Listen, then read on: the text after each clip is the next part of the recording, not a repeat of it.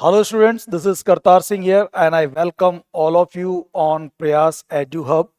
दोस्तों, आज जो आपका पेपर हुआ था ग्रेड थर्ड का इंग्लिश का, उसके क्वेश्चंस के आंसर का जो वीडियो है वो मैं आपके लिए लेकर आया हूँ। उसका सोल्यूशन मैं आपके लिए लेकर आया हूँ। देखिए आप किस तरह से क्वेश्चन थे और उनके क्या आंसर होंगे। इसमें कुछ क्वेश्चन तो आपके कम्युनिकेटिव कॉम्पिटेंस के हैं 10 क्वेश्चंस, बाकी फिर सारे क्वेश्चन इसमें पार्ट ऑफ स्पीच के दिए हुए हैं ताकि आपकी पार्ट ऑफ स्पीच की अच्छे से प्रैक्टिस हो जाए। तो देखिए यहाँ पे कम्युनिकेटिव कॉम्पिटेंस क्या होता है। तो मैंने आपको पढ़ा रखा है कि कम्युनिकेटिव कॉम्पिटेंस में लिंग्विस्टिक कॉम्पिटेंस भी आता है, इसमें अपने स्ट्रक्चरल जो कम्युनिकेटेंस है वो भी आता है, इसके अंदर स्ट्रेटेजिक कॉम्पिटेंस भी होता है, इसमें डिस्कोर्स कॉम्पिटेंस भी होता है। तो इसमें हर तरह के जो कॉम्पिटेंस वो यूज होते हैं। इसमें सोशियो लिंग्विस्टिक कॉम्पिटेंस भी आता है। तो इसमें टोटल आएगा both grammatical and ability to knowledge और परफॉर्म डिफरेंट फंक्शन। आपको ग्रामेटिकल की नॉलेज भी होनी चाहिए, है ना, आपको ग्रामेटिकल नॉलेज भी होनी चाहिए और साथ साथ में आपको उसको कैसे यूज करना है वो भी पता होना चाहिए। ठीक है ना। तो ये तो पहला क्वेश्चन हो गया। अगला देखिए आप, कम्युनिकेटिव अप्रोच टू ईएलटी। इसमें क्या होता है, ग्रामेटिकल कॉम्पिटेंस, कम्युनिकेटिव कॉम्पिटेंस होता है। तो आंसर बी हो जाएगा। फिर अकॉर्डिंग टू एच जी विडोसन अगर आप देखें, the best way of imparting grammatical competence देने का सबसे बढ़िया तरीका क्या है। तो एच जी विडोसन कहते हैं कि आप ग्रामर को और जो भी आपने याद किया है वोकैब उन सबको यूज करो कि कहाँ यूज होता है और कहाँ यूज नहीं होता, यूज एंड नॉट यूजेस। तो यहाँ पर हो जाएगा through use and not uses. तो ये एच जी विडोसन जो सीएलटी के बहुत बड़े सपोर्टर भी हैं, उन्होंने ये बात कही है। फिर अगला देखिए, in communicative English language teaching the teacher acts as. CLT में टीचर कैसे काम करता है, कैसे एक्ट करता है, वो फैसिलिटेटर के रूप में यूज होता है। तो यहाँ पे हो जाएगा फैसिलिटेटर। तो आंसर क्या कर देंगे आप, डी कर देंगे। फिर अगला देखिए, एरर्स आर, जो सीएलटी होती है उसमें शुरू में एरर्स को टोलरेट किया जाता है ताकि बाद में उनको इम्प्रूव किया जा सके और बच्चों को फ्रस्ट्रेशन भी ना हो। तो टोलरेट किया जाता है, सी आंसर हो जाएगा। The reaching material should be in accordance, ये टीचिंग है, the teaching material should be in accordance with the mental as and should have relevance in real life situations. जो भी टीचिंग मटेरियल आप select करेंगे वो बच्चों की मेंटल एज यानी लर्नेबिलिटी के हिसाब से होना चाहिए और इसके अलावा should have relevance in real life situation, उनकी रियल लाइफ सिचुएशंस में क्या यूजेज हैं, है ना, कहाँ यूज करना चाहिए उसके हिसाब से होना चाहिए। तो ये किस पे बात करता है, सिलेक्शन की बात करता है कि कौन से वर्ड, कौन सी ग्रामर, कौन सा लिटरेचर आप सेलेक्ट करेंगे जो बच्चों के लिए काम का हो और उनकी मेंटल एज के हिसाब से हो। तो ये प्रिंसिपल ऑफ सिलेक्शन की बात हो रही है यहाँ पे। आगे देखिए, which of the following plays the basic role in learning a mother tongue. Mother tongue को अगर यूज करना, मदर टंग की बात हो रही है जो घर की यूज होती है, उसके लिए मोटिवेशन और हैबिट फॉर्मेशन की जरूरत नहीं है। ये टारगेट लैंग्वेज के लिए होता है, सेकंड लैंग्वेज के लिए होता है। तो यहाँ पर ये नेचुरलनेस होगा। मदर टंग तो अपने आप सीखी जाती है, नेचुरल तरीके से सीखी जाती है। तो आंसर इसका बी हो जाएगा। 88, which one of the following is a measure to improve bad hand writing. एक बैड हैंड राइटिंग अगर सुधारनी है तो उसके लिए क्या करना चाहिए, बॉल पेन का यूज करें, नहीं। आप ये फिर भी कह सकते हैं कि जो फाउंटेन पेन है तो वो फिर भी ठीक रहता है, तो बॉल पेन तो गलत है। रॉन्ग हैबिट से तो कैसे हो गए, तो बिल्कुल ही गलत है। प्रॉपर पोस्चर, सही बैठना, सही हाथ पकड़ना, आपका स्टैंडिंग पोस्चर सही होना चाहिए। तो प्रॉपर पोस्चर जो है वो आंसर हो जाएगा सी। ग्रुपिंग और सीक्वेंस ये किस में आते हैं, ये ग्रेडेशन में आते हैं। किस में यूज करते हैं ये, आप ग्रेडेशन में यूज करते हैं। ग्रुपिंग और सीक्वेंस की जो आपने मैटर सेलेक्ट कर लिया उसको ग्रुप में जमाना, अलग अलग ग्रुप में जमाना और फिर सीक्वेंस में जमाना कि पहले क्या पढ़ाएंगे और बाद में क्या पढ़ाएंगे। तो ग्रेडेशन होता है इसके अंदर। Motivation is a process of, motivation का क्या होता है कि आप बच्चों के अंदर इंटरेस्ट क्रिएट कर दें, उस इंटरेस्ट को मेंटेन भी रखें और उस इंटरेस्ट को कम ना होने दें, कंट्रोल भी रखें। तो देखो तीनों चीजों की, अराउजिंग इंटरेस्ट, मेंटेन और कंट्रोलिंग। तो इसमें क्या हो जाएगा आंसर, 90 का आंसर आप डी कर देंगे। फिर आगे बढ़ते हैं हम लोग। 91, do you eat much fruit. अब ये 10 क्वेश्चन तो हो गए आपके, आप ये कह सकते हैं कि सीएलटी के क्वेश्चन हो गए। अब जो बचे हुए क्वेश्चन हैं ये हमारे पार्ट ऑफ स्पीच के हैं। तो यहाँ फ्रूट जो है ये कैसा है, देखो फ्रूट जो होता है ना, ये खाने के रूप में अगर यूज होता है तो अनकाउंटेबल होता है। फ्रूट अगर फल परिणाम के रूप में हो तो काउंटेबल हो सकता है, वैरायटी के रूप में हो तो काउंटेबल हो सकता है, खाने के रूप में हो तो फिर ये अनकाउंटेबल होता है, तो ये अनकाउंटेबल नाउन होगा, तो आंसर आप सी कर देंगे। Is laying on the table, table पर क्या पड़ा हुआ है, तो चश्मा पड़ा हुआ है, चश्मे को ग्लासेस कहते हैं, और गिनना हो तो ए पेयर ऑफ, तो ए पेयर ऑफ ग्लासेस होगा, तो ये आंसर हो जाएगा a new pair of glasses is laying. बाकी देखो तीनों में ग्लास है, चश्मे के लिए ग्लास यूज नहीं हो सकता। Fill in the blank, choose the right option, ये ही नीचे होना चाहिए था,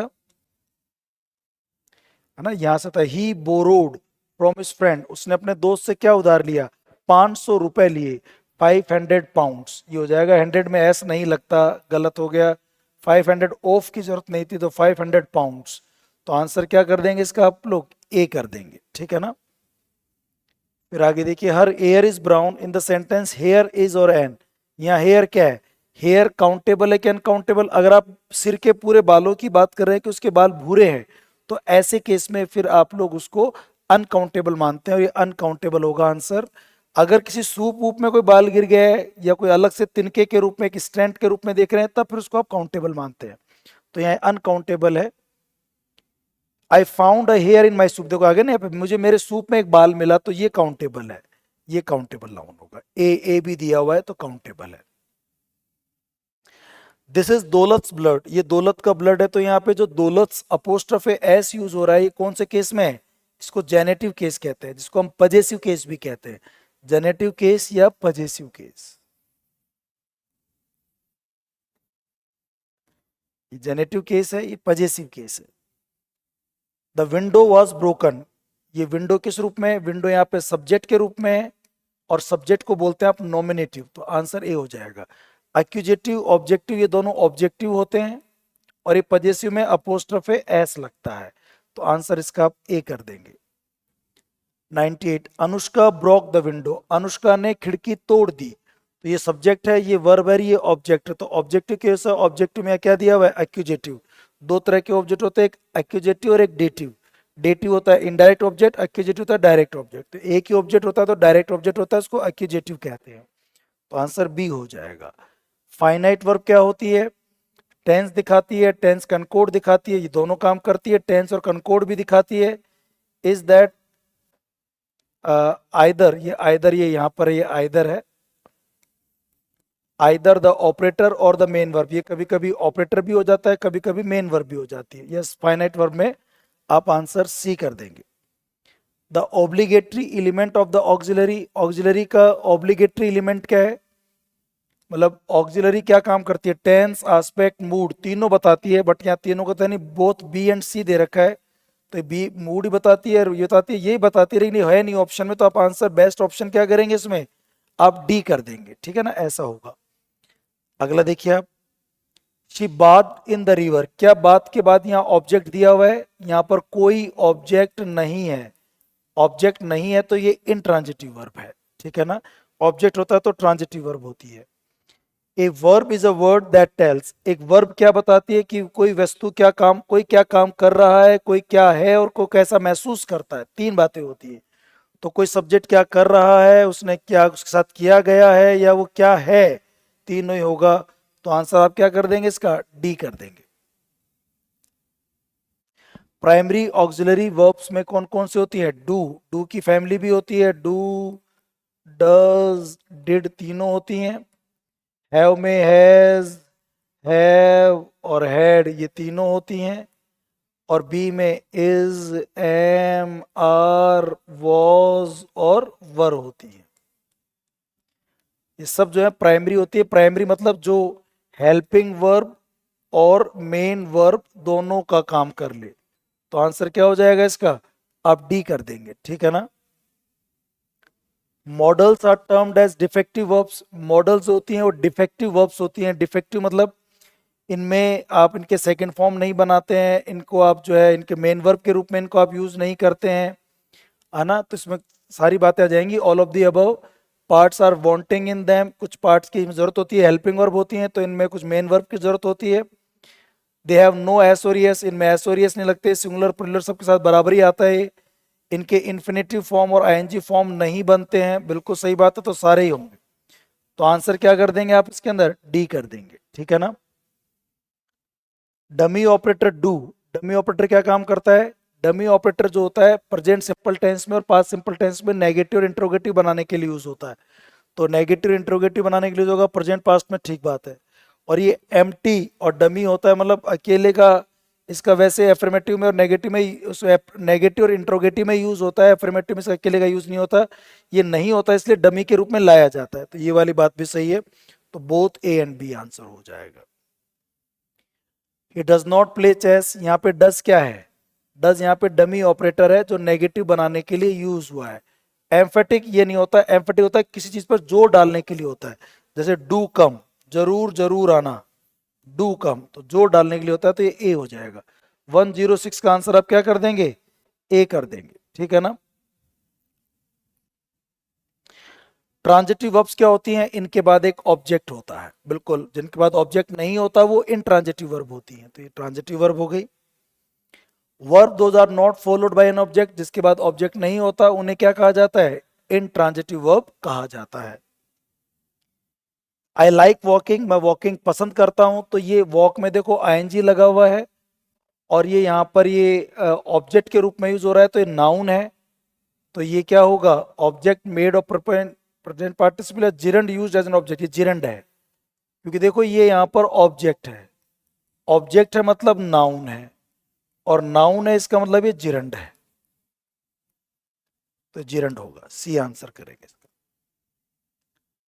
एंड इंटरजेक्शन, इंटरजेक्शन क्या होता है, जो स्ट्रॉन्ग फीलिंग्स को व्यक्त करता है, sudden strong feelings of Joy, happiness, सोरो, वंडर, इनके लिए, तो यहां पर होगा स्ट्रॉन्ग फीलिंग्स, तो आप आंसर क्या कर देंगे, ए कर देंगे।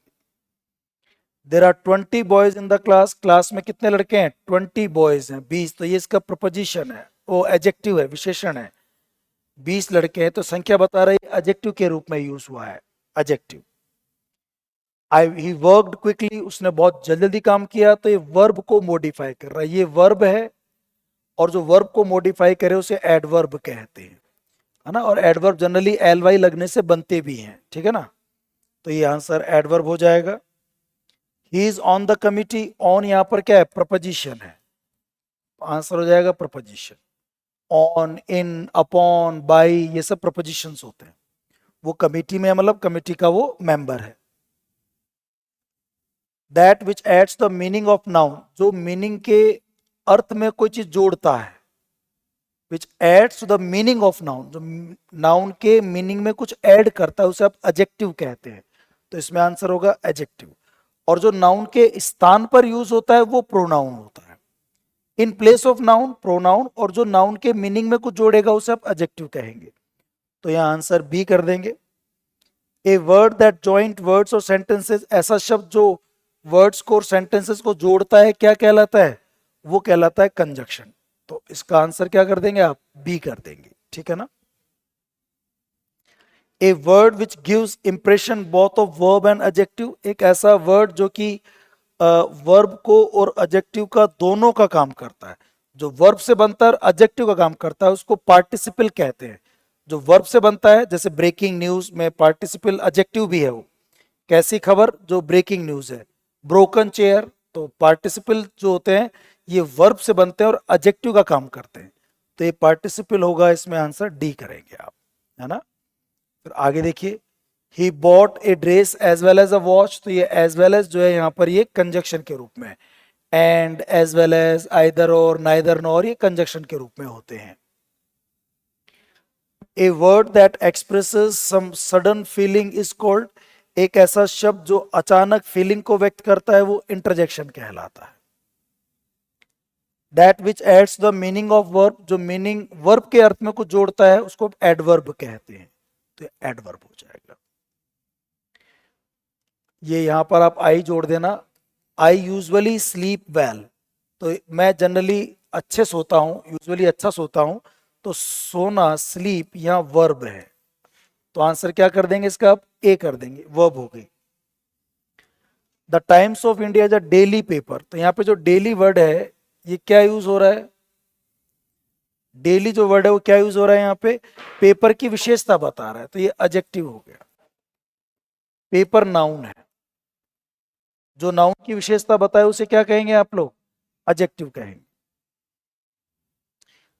The times comes out daily, जो अखबार है वो डेली आता है, तो ये वर्ब को मॉडिफाई कर रहा है। वर्ब को जो मॉडिफाई करते हैं वो क्या कहलाते हैं? एडवर्ब कहलाते हैं। तो आंसर क्या हो जाएगा इसका? सी कर देंगे आप लोग। आई कांट स्टैंड, ये अंडरलाइन जो है ना, इसमें कांट आई पे नहीं था, ये अंडरलाइन यहां तक ही था।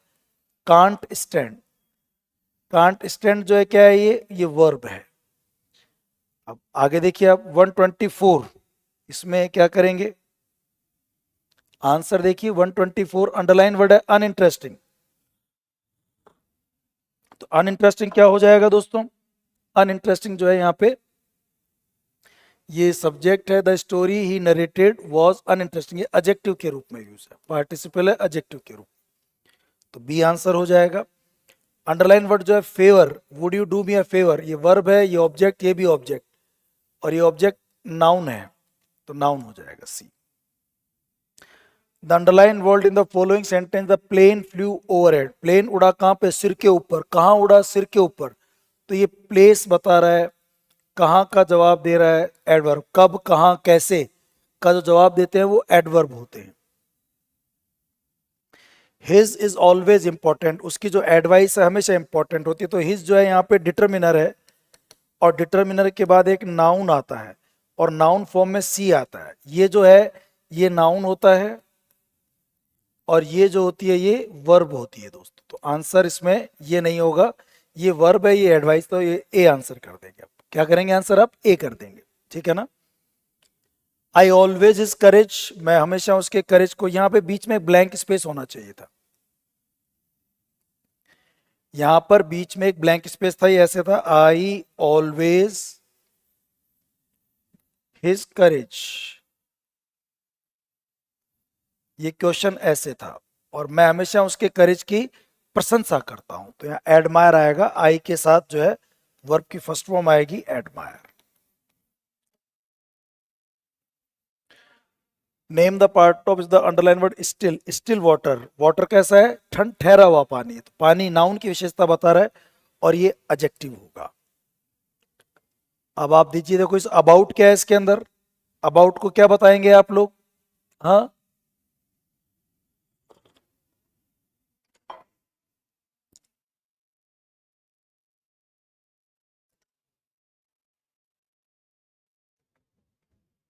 अबाउट यहाँ पे प्रपोजिशन है ना। क्विकली, वेरी, क्वाइट, ये सब क्या होते हैं? ये एडवर्ब्स होते हैं। आयल वाई जुड़ने से, वेरी, ये सब वर्ब को, एडजेक्टिव को, इनको मॉडिफाई करते हैं। हुर्रा क्या है? ये इंटरजेक्शन है। हुर्रा, अलास, ये सब इंटरजेक्शंस होते हैं।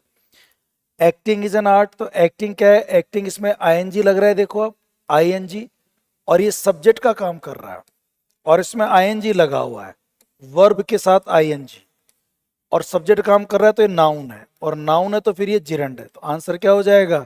ए हो जाएगा, जिरंड है। Adjective is a word used to add something to the meaning of, ये किसके मीनिंग जोड़ता है? प्रोनाउन और नाउन दोनों में जोड़ता है। आंसर डी हो जाएगा। प्रोनाउन में भी जोड़ता है, नाउन में भी जोड़ता है, तो आंसर डी कर देंगे। टाइम इज मनी, यहाँ टाइम क्या है? नाउन है, सब्जेक्ट के रूप में यूज हो रहा है, तो ये नाउन है, time is money. The manager was dissatisfied with जो है with, without, in, on, upon, ये सब प्रपोजिशंस होते हैं। The teacher advise him to abstain, abstain के साथ फ्रॉम फिक्स होता है, एब्सटेन फ्रॉम, किसी बुरी आदत से दूर रहने के लिए एब्सटेन फ्रॉम यूज किया जाता है। शी इज नॉट ओनली, ये आर्टिकल का क्वेश्चन है, she is not only a good teacher but also a great human being, तो ए दोनों में हो जाएगा। He was elected president, elect verb ऐसी है, इलेक्ट है, प्रोक्लेम है, डिक्लेयर है, अपॉइंट है, नॉमिनेट है, इनके बाद अगर कोई पद आता है जो एक समय पर एक ही व्यक्ति के पास होता है, तो आर्टिकल यूज नहीं करते। अगर ये इलेक्ट वर्ब नहीं होती तो आप आर्टिकल यूज कर लेते। विच sentence uses correct pronoun, pronoun सही किसमें है? इसमें देखो, शी और ही, प्रोनाउन सब्जेक्ट के रूप में तो शी और ही आई आएगा, सब्जेक्ट के रूप में सब्जेक्टिव फॉर्म आती है, ऑब्जेक्ट के रूप में ऑब्जेक्टिव फॉर्म आती है, पजेसिव के रूप में अपोस्ट्रोफे एस या हिज हर वैसे आता है। तो सब्जेक्ट के रूप में तो शी एंड आई आएगा, और सारे गलत हैं, तो आंसर इसका बी कर देंगे।